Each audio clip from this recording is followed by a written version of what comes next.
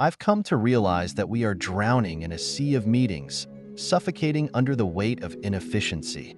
Microsoft's data speaks volumes. The number of meetings has tripled since 2016, consuming our workdays and stretching them thin. It's a paradox where planning work overtakes actual work, leaving us as mere messengers in a sea of endless discussions. The rise in teleworking only magnified a problem deeply rooted in the complexity of modern companies. We find ourselves trapped in a cycle where meetings displace real work, blurring the lines between work hours and personal time. We've reached a pinnacle of inefficiency, where talking about work overshadows actually getting work done. The coordination tax, fueled by the need for consensus and decision-making, further adds to this meeting madness. It's time to rethink our approach, cut down on unnecessary meetings, and reclaim our lost productivity.